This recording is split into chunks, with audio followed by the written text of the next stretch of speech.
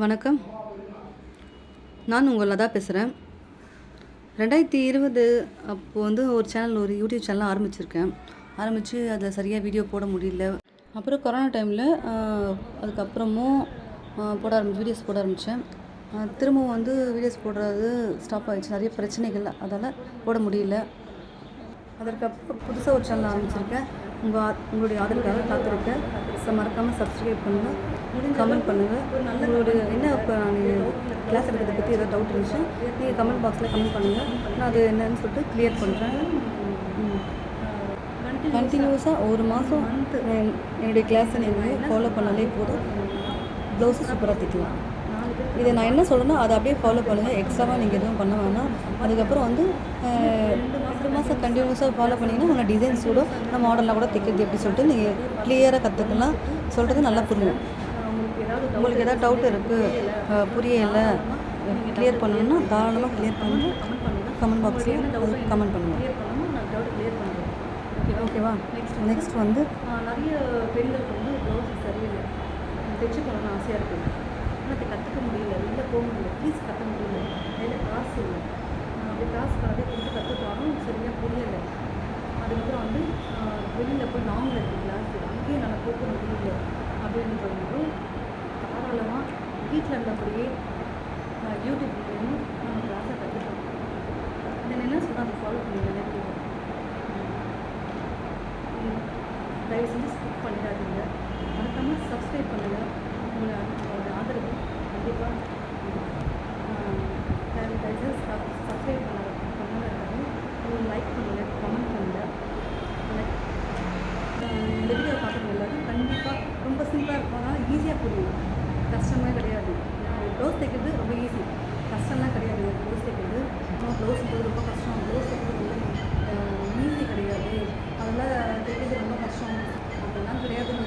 எல்லாருமே பொதுவாக தைக்கலாம், நார்மலாக தைக்கலாம். இன்ட்ரெஸ்டே இல்லை அப்படின்றவங்க கூட ஓரளவுக்கு கொண்டு வந்துடும். நம்ம வீடியோஸ் பார்க்குறேன், என்னோடய ஸ்டூடெண்ட் இன்ட்ரெஸ்டே இல்லாமல் கூட அவங்க அம்மா அப்பாலாம் இப்போ சேர்த்துட்ருக்காங்க. இன்ட்ரெஸ்டே இல்லாத ஸ்டூடெண்ட்லாம் வந்துட்டு சூப்பராக தைச்சி அழகாக தைச்சி அவங்க அம்மா பார்த்துட்டு சம்பாதிக்க ஆரம்பிக்கிறாங்க. போடுவாங்க, தைச்சிக்கும் போது ப்ளவுஸ் டெய்லர் ஷாப்பில் ப்ளவுஸ் தைக்க கொடுக்கும்போது அவங்க போகிற ப்ளவுஸ் நல்லாவே இருக்காது. அவங்க கொடுத்த அளவு ப்ளவுஸ் ஒரு மாதிரி இருக்கும், அவங்க தைச்சி கொடுக்குற ப்ளவுஸ் ஒரு மாதிரி இருக்கும். பார்த்தீங்கன்னா நிறைய டெய்லர் ஷாப்பில் ப்ளவுஸ் தைச்சி கொடுக்கல, பாதி பேர் சட்டை தான் தைச்சி கொடுக்குறாங்க. ஏதோ பாதி பேர் தான் ப்ளவுஸ் தைச்சி கொடுக்குறாங்க. நல்லா ட்ரிக்கை புரிஞ்சுக்கின்னு கரெக்டாக ப்ளவுஸ் தைக்கிறாங்க. நிறைய பேர் பார்த்தீங்கன்னா சட்டை மாதிரி தைச்சி கொடுக்குறோம், லென்த்து கீழே வைக்கிறாங்க, ஷேப் பார்த்தீங்கன்னா மேலே இருக்குது. ஆனால் அவங்க கீழுக்கா ப்ளவுஸு ரொம்ப கீழுக்கா ஷேப் வர மாதிரி இருக்குது. கீழே ஷேப் வர மாதிரி கொடுக்கும்போது அப்படின்னாவும் அவங்க கீழுக்கா எல்லாமே கீழே இறங்கின மாதிரி இறங்கணும் பண்ணும்போது ப்ளவுஸ் அவங்க போடவே இன்ட்ரெஸ்டே இருக்காது. அவங்க உள்ள இன்னொரு போட்டு தான் ப்ளவுஸ் போட முடியும். ஷேப்பில் மட்டும் 3 பிரச்சனை இருக்குது. 3 பிரச்சனை நிறைய பேர் என்ன 3 தப்பு பண்ணுவாங்க. ஒரு ப்ளவுஸோட ஷேப்பில் 3 தப்பு பண்ணுவாங்க. என்ன தப்பு பண்ணுவாங்க? நிறைய பிரச்சனை கிடையாது. மொத்தம் ஒரு சில பேர் சரியாக தைக்க மாட்டாங்க. அப்போ என்னென்னா இந்த ஷேப்போட அளவு நீங்கள் மேலுக்காக இருக்கும், ஃபிட்டாக இருக்காங்க. ஆனால் தைக்கிற அளவு என்னமோ ஷேப் கப் சைஸ் கீழேருந்து இறங்கும், ரொம்ப கீழே போயிடும். இப்போ என்னவோ சட்டை மாதிரி இருக்கும், ஷேப் எங்கே இருக்கும் சொல்லிட்டு அப்போ என்னவோ எல்லாம் கீழே இறங்குற மாதிரி இந்த தோண மாதிரி இருக்கும். நம்ம சாரீ கட்டுறதுக்கு நல்லா ஃபிட்டாக இருக்காது, நல்லாவும் இருக்காது. அப்போ ஒரு கம்ஃபர்டபுள் ஃபீலும் அவங்களுக்கு இருக்காது. என்ன காஸ்ட்லியாக சாரீ வாங்கினாலும் ப்ளவுஸ் நல்லா ஃபிட்டாக அழகாக என்ன எவ்வளோ காஸ்ட்லியாக சாரீ வாங்கினாலும் ப்ளவுஸ் நல்லா ஃபிட்டாக அழகாக இருந்தால் மட்டும்தான் அந்த சாரீ கட்டவே இன்ட்ரெஸ்டே போகுது. ப்ளவுஸ் கட்டப்பெல்லாம் ப்ளவுஸ் ஷேப் நல்லா இல்லை, எனக்கு கை கரெக்டாக இருக்குது, எனக்கு முதுக்க கரெக்டாக இருக்குது, ஆனால் என் ஷேப்லாம் சரியில்லை, நல்லாவே இல்லை அப்படின்னா யாருமே ப்ளவுஸ் எடுத்து போட மாட்டாங்க. இந்த சாரியும் கட்ட இன்ட்ரெஸ்ட்டாக கட்டணும்னா அப்படியே தூங்கும். ஸோ அந்த மெயின் ஷேப் பெண்கள் லேடிஸ் ஷேப் சரியாக இருந்துச்சுன்னே ப்ளவுஸ் எடுத்து அந்த சாரீ ஃபிட்டாக நல்லா இருந்துச்சு அடிக்கடிக்கடி அந்த ப்ளவுஸ் எடுத்து போடுவாங்க. போடும்போது சாரீ கட்டுவாங்க. நிறைய முக்கால்வாசி பெண்கள் சாரீ கட்டவே கிடையாது, எல்லாம் சுடிதார் போடுவாங்க. ஏன்னா ப்ளவுஸ் சரி கிடையாது, ப்ளவுஸ் நல்லா இல்லை. ப்ளவுஸ் நல்லா அதே மாதிரி ப்ளவுஸ் நீங்கள் கூட சதைக்கிறாங்க, கூட சட்டை போடுறது நல்லா தைக்கிற இடத்துல ரொம்ப ஹெவியாக காசு அதிகமாக இருக்குன்னு சொல்லிட்டு தைக்க மாட்டாங்க. ஒரு சில இதில் காசு கம்மி சொல்லிட்டு கொடுத்தோம்னா ப்ளவுஸ் நல்லா தைக்க மாட்டாங்க. ஒன்று சட்டை மாதிரி தைச்சு கொடுத்தாங்க, ஏன்னா கட்டாக்கி பாதியாக கொடுத்துருவாங்க, ஏன்னா ரொம்ப மேலுக்காக தூக்கி வச்சுருக்காங்க. கப் சைஸை தூக்கி வச்சோம்னா சுத்தமாக நல்லாவே இருக்காது, போடுறதுக்கு முன்னாடி இன்ட்ரெஸ்டே இருக்காது. நம்ம கிளாஸை கண்டினியூஸாக ஒரு மாதம் இந்த வீடியோஸை கண்டினியூஸாக நான் போடுற வீடியோஸை ரெகுலராக பார்த்துட்டு இருந்தப்போ சூப்பராக தைக்கலாம், ப்ளவுஸை நல்லா தைக்கலாம். இப்போ நான் பேப்பர் கட்டிங் அப்படின்னு உங்களுக்கு காட்டுறேன். இதை மிஸ் பண்ணுறாதீங்க, ஸ்கிப் பண்ணாதீங்க, செஞ்சு வீடியோஸை ஒழுங்காக கரெக்டாக பாருங்கள், கவனமாக கொஞ்சம் பாருங்கள். கவனமாக பார்த்து புரிஞ்சுக்க ட்ரை பண்ணுங்கள். ஏன்னா மேடம் நான் கிளாஸ் எடுப்பேன், சப்போஸ் ஏதாச்சும் புரியல, சரி ஏதாச்சும் சப்போஸ் ஏதாச்சும் உங்களுக்கு புரியல அப்படின்னு சொல்லி கண்டிப்பாக கமெண்ட் பாக்ஸில் கமெண்ட் பண்ணுங்கள். உங்களுக்கு என்ன புரியுது சொல்லி நான் உங்களோட கிளியர் பண்ணுறேன், எக்ஸ்பிளைன் பண்ணுறேன். ஓகே, இப்போது கட்டிங் பேப்பர் கட்டிங் எப்படி சொல்லிட்டு பேப்பர் கட்டிங் எப்படி பண்ணுறதுன்னு சொல்லிட்டு பேப்பர் கட்டிங் எடுக்கலாம். ஓகே, பேப்பர் கட்டிங் பண்ணால் தேவையான என்னென்னா இதுதான் paper, scissor, inch tape, marker, அலோவ் ப்ளவுஸ். இப்போ இதை வச்சு நம்ம எப்படி பேப்பர் கட்டிங் போடணும் நம்ம பார்க்கலாம். பேப்பர் கட்டிங் போட போகிறோம். பேப்பர் கட்டிங் எப்படி பார்க்க போகிறோம்.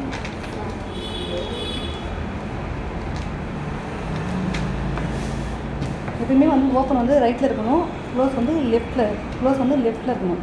ஓகேவா? இப்போ நெக்ஸ்ட்டு நம்ம இந்த ப்ளவுஸோட அளவு அளக்கிறோம். ப்ளவுஸோட அளவு பார்த்திங்கன்னா இப்போ கை ஜாயிண்ட் இருக்குல்ல, இந்த இடம் கை ஜாயிண்ட் பண்ண இந்த இடத்துல இருந்து நம்ம இப்போ அளக்க போகிறோம். அளந்தால் கரெக்டாக ஈவனாக வைக்கணும். வச்சு பார்த்தா 4 கலருக்கு கரெக்டாக வைக்கணும். பாருங்கள், இதுதான் ப்ளவுஸ் அளவு. இதை எக்ஸ்ட்ரா நகர்த்தியே போகக்கூடாது, தள்ளியாக இருக்கக்கூடாது. பாருங்கள், இந்த இன்ஸ்டெப்பில் கை வச்சு நம்ம மறைக்கவும் கூடாது. கை வச்சு மறைச்சிங்கன்னா இப்போ தெரியாது உங்களுக்கு நம்ம என்ன அளவு எடுக்கணும்னு நமக்கு தெரியாமல் போயிடும். ஸோ அப்போ என்ன பண்ணால் கை வைக்கணும், கை ஈவனாக பார்த்திங்கன்னா இங்கே ஈவனாக இப்போ இங்கே ஜாயிண்ட்டில் கரெக்டாக அழகாக வச்சு 4 கால் பாருங்கள் வந்துடும். 4 கால் ப்ளஸ் 1.5 இன்ச்சு. ஏன் 1.5 இன்ச்சுன்னா நம்ம 1 இன்ச்சு எம்ஐ பண்ணுறதுக்கும் உள்ளே மடித்து எம்ஐ பண்ணுறதுக்கும் இங்கே 1/2 இன்ச்சு தைக்கும் போது ஸ்டிச்சிங்க்கு 1/2 இன்ச்சு உள்ளே போயிடும். பாருங்கள், 1/2 இன்ச்சு நம்ம தைக்கும் போது இந்த 1/2 இன்ச்சு உள்ளே போயிடும். இந்த 1/2 இன்ச்சு உள்ளே போகிறதுக்கு தான் மொத்தம் 1.5 டோட்டலாக. அப்போ பார்த்திங்கன்னா 5.25 வரும். 5.25 அந்த 5.25 நம்ம எடுத்து மேலே ஒரு கோடு, மேலே ஒரு மார்க்கிங், அதே சேம் 5.25. இந்த இன்ச் டேப் வந்து மேலேயும் போகக்கூடாது, 5.25 கீழே வரக்கூடாது. அந்த 5.25 இதுதான் 5.25னா இதுதான் 5.25. 5.25 அந்த 5.25 இங்கே ஈக்குவலாக இருக்கணும். இந்த பேப்பருக்கு வந்து ஈவனாக இருக்கணும். இது பார்த்தீங்கன்னா தெரியும், இங்கே ஈவனாக இருக்கணும்.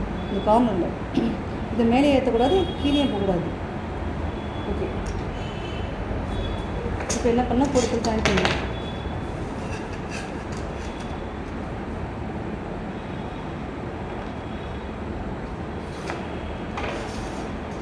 போடப்படாச்சு.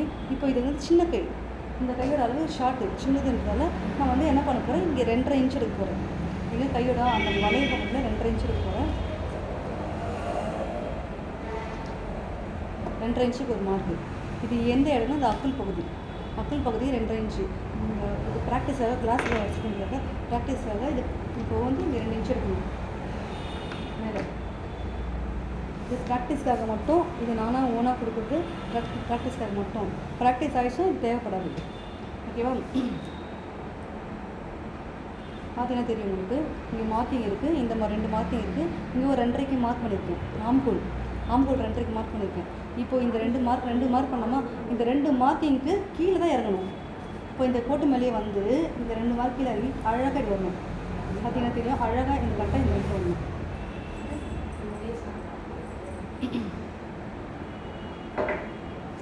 பார்த்தீங்கன்னா இங்கேருந்து அழகாக ஈவனாக இங்கே மார்க்கிங் இருக்குது.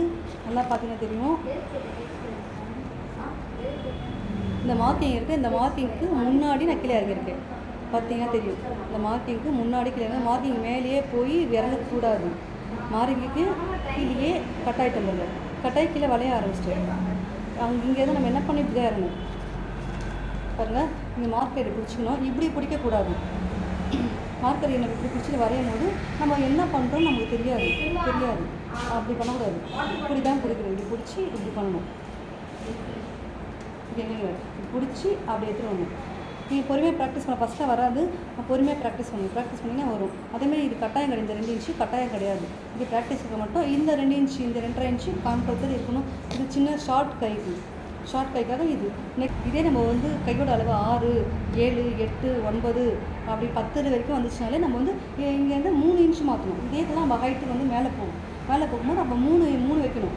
நம்ம இங்கே 2.5 வச்சோம்ல, இப்போ நான் பண்ணி காட்டுறேன், போட்டு காட்டுறேன் வேறு தப்பில். இது எப்படின்னு சொல்கிறேன். இப்போ கையோட அளவு வந்து உயரம் வந்து 10 இருக்குது. 10 இருந்துச்சுன்னா அப்போ வந்து கையோட உயரம் 10 + 1.5 இன்ச்சு எக்ஸ்ட்ரா, இல்லை 8 இருக்குது. 8 + 1.5 இன்ச்சு எக்ஸ்ட்ரா. ஓகே, இப்போ நான் 8க்கு காட்டுறேன். 8 + 1.5 இன்ச்சு எக்ஸ்ட்ரா. அப்படியே வச்சுக்கணும். பாருங்க, நான் 9க்கு மார்க் பண்ணுறேன். 9க்கு மார்க் பண்ணிவிட்டு ஒரு கோடு போட்டுக்கலாம்.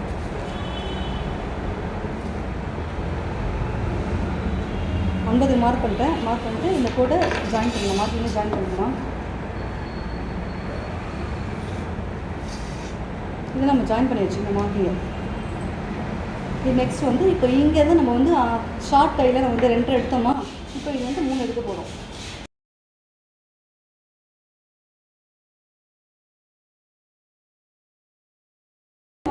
மூணு எடுத்துருக்கோம். இதே இன்னும் 3/4 போகணும், ஃபுல்லு போகணுன்னா 3 எடுக்கணும். 3 எடுக்கணும். 3/4 ஃபுல்லு போகணும், 3 எடுக்கணும். இப்போ நான் போட்டிருக்க 3/4 போச்சு. இது வந்து 3 எடுக்கணும். இது 3 தான் எடுக்கணும். நான் போட்டிருக்க 3/4. ஓகேவா? இதே நான் ஃபுல்லு போடும்போது அப்போ வந்து 4 எடுப்பேன். 4 அது ஃபுல்லுக்கு 3 கூட எடுக்கலாம். 3 எடுக்கலாம், 4 எடுக்கலாம். ஓகே, 4க்கு நல்லாயிருக்கும், 3க்கு நல்லாயிருக்கும். நெக்ஸ்ட் வந்து இங்கேருந்து 2 எடுக்கணும்.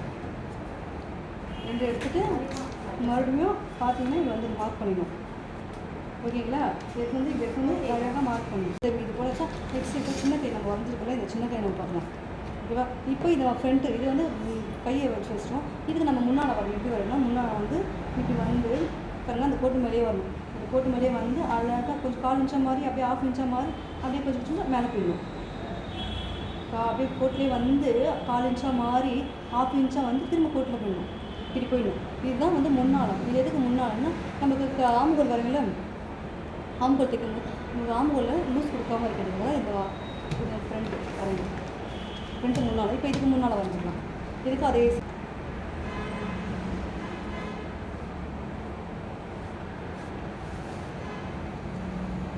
இப்போ இதுக்கு முன்னால் வரைஞ்சிட்டோம்.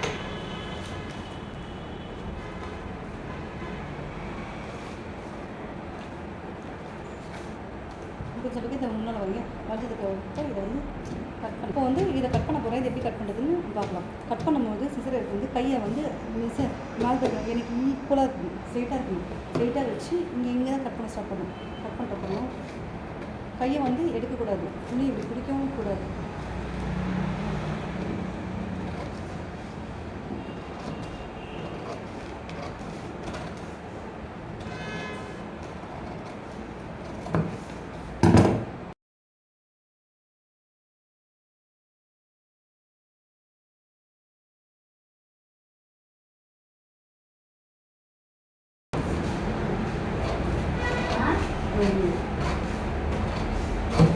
கட் பண்ணிட்டோம். இப்போ வந்து முன்னால் வந்து கட் பண்ணணும். முன்னால் வந்து கட் பண்ணணும்.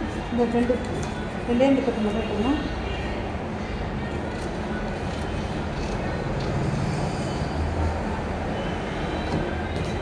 இன்னும் இப்போ முன்னால் கட் பண்ணணும். முன்னால் கட் பண்ணிட்டு இது முன்னால் கட் பண்ண வச்சுக்கோங்க. 2 பீஸ் எடுத்துக்கணும். உங்களுக்கு ஓகே, 2 பீஸ் கொடுத்துருவேன். இப்போ நீங்கள் பார்த்தீங்கன்னா தெரியும் உங்களுக்கு. பேப்பர் கட்டிங்கை பார்த்துருக்கீங்க, கட்டிங் அப்படின்னு சொல்லிட்டு இது கொஞ்சம் நல்லா நீங்கள் பேப்பர் கட்டிங் பார்த்துருக்கீங்க. பேப்பர் கட்டிங்கே போச்சுக்கோங்க. நல்லா முடிச்ச அளவுக்கு அழகாக பேப்பர் கட்டிங் தெரியும். இதுக்கு அதை ப்ராக்டிஸ் பண்ண மொத்தம் வந்து 10 பேப்பர் போடணும். 10 பேப்பரும் கரெக்டாக ஒரே மாதிரி ஈவனாக அழகாக வரும். இன்னொரு விஷயம், பேப்பர் கட்டிங் கட் பண்ணும்போது இந்த மாதிரி ஷேப் பேப்பர் கட்டிங் இந்த ஷேப்பு தான் வரணும். இந்த ஷேப்பு தான் வரணும். இன்னும் நிறைய நீங்கள் கட் பண்ணும்போது நிறைய தப்பு வரும். இன்னும் தப்பு வரும்னா பேப்பர் கட்டிங் இப்படி வரைஞ்சிடும். வரையும்போது தப்பாக வரும். அது என்ன தப்பு வருதுன்னா, நீங்கள் வந்து ரவுண்ட் ஷேப்பு வராமல் இப்படி வந்து ஸ்ட்ரெயிட்டாக வந்து இப்படி கோடு போடுவீங்க. அந்த மாதிரி கோடு போடுறது கரெக்டாக ரவுண்டாக எடுத்து இப்படி ரவுண்டாக வரணும். அதே மாதிரி கட்டிங் போடும்போது நான் சொல்கிறேன் உங்களுக்கு, இது ஷேப்பு வந்து இங்கே ஸ்ட்ரெயிட்டாக கோடு வரக்கூடாது, வளைவாக வரணும் கோடு. இன்னொன்று கட்டிங்கில் எப்படின்னா,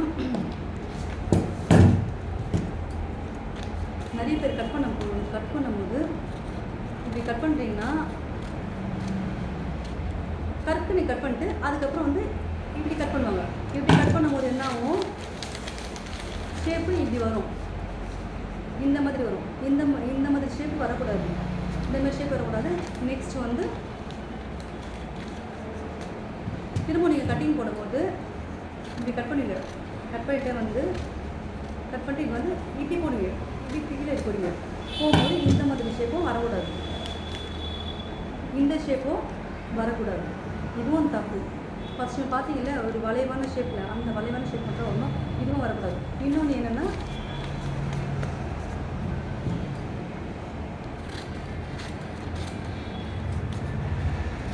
இப்படியும் போடுவீங்க. இந்த மாதிரி ஷேப்பும் வரக்கூடாது. கையை வந்து ஒழுங்காக ஃபஸ்ட்டு நான் காட்டின மாதிரி அந்த ரவுண்ட் ஷேப்பு கரெக்டாக அழகாக வரணும். வந்தீங்கன்னா நீங்கள் ஓகே ப்ளவுஸ் ஷேப்போ இந்த மாதிரி கரெக்டாக வச்சா ஓகே. நீங்கள் வந்து ப்ளவுஸ் ரெடி கை கட் பண்ணால் ரெடி ஆகிட்டீங்கன்னு அர்த்தம். ஓகே, இந்த வீடியோ பார்த்துட்டு மறக்காமல் சப்ஸ்கிரைப் பண்ணுங்கள், சொல்லி கமெண்ட் பண்ணுங்கள். நல்ல கமெண்ட்டாக என்னவோ இந்த ப்ளவுஸ் கட்டிங் ஷேப்பில் என்னென்ன போடணும் இந்த புரியுதுன்னா அதுக்கேற்ற கமெண்ட் பண்ணுங்கள். அந்த கமெண்ட் கரெக்டாக வந்து முதல் நாள் கிளாஸு, ரெண்டாவது நாள் கிளாஸ் நாளைக்கு வீடியோவில் நாளைக்கு நான் என்ன பண்ணுறோம் நாளைக்கு பார்ப்போம். இது பேக்கு இதை முதல்ல நான் நல்லா ப்ராக்டிஸ் பண்ணுங்கள். இந்த வீடியோஸை நல்லா ப்ராக்டிஸ் பண்ணி செகண்ட் டே கிளாஸை இது பண்ணுங்கள். மொத்தம் வந்து 10 பேப்பர் கொடுங்க. நீங்கள் 10 பேப்பர் போடும்போது 10 பேப்பரில் கண்டினியூஸாக கரெக்டாக ஒரே மாதிரி வரும். இந்த ரவுண்ட் ஷேப்பில் ஒரே மாதிரி 10 பேப்பர் நீங்கள் போட்டிங்கன்னா தான் கரெக்டு. அதெல்லாம் நான் 6 பேப்பரில் போன கொள்ளையாக இருந்துச்சு, சரியில்லை, ஆப்பிள் ஷேப் வந்தது, கரெக்டாக நம்ம ஸ்ட்ரெயிட்டாக மாதிரி வந்துச்சு. அதில் வந்து 2 நாளாக வந்துச்சு, 2 நல்லா வளையம் வந்துச்சு, 2 நல்ல ஷேப் வந்துச்சு அப்படின்னு சொன்னீங்கனாலும் ப்ளவுஸ் கட் பண்ண முடியாது. நீங்கள் 10 பேப்பரும் 10 இந்த மாதிரி 10 பேப்பர் கட் பண்ணணும். கை 10 பேப்பர் கட்டிங்கும் 10 பேப்பர் நீங்கள் 10 பேப்பர் கட்டிங்கும் ஒரே மாதிரி நீங்கள் போன இந்த மாதிரி இருக்கவே கூடாது. 10 பேப்பர் நீங்கள் கட் பண்ணி ஓப்பன் பண்ணி பார்க்கணும். ஓப்பன் பண்ணி பார்க்கும்போது அந்த வளைவு ஷேப் அழகாக இருந்துச்சுன்னா கண்டினியூஸாக அதுதான் சூப்பர். கண்டினியூஸாக 10 பேப்பர் இருந்தால் மட்டும்தான் நீங்கள் துணியை கட் பண்ண ரெடி ஆகிட்டீங்க அர்த்தம். ஓகே, நன்றி. சப்ஸ்கிரைப் பண்ணுறேன். இதே மறக்காமல் சப்ஸ்கிரைப் பண்ணுறேன்.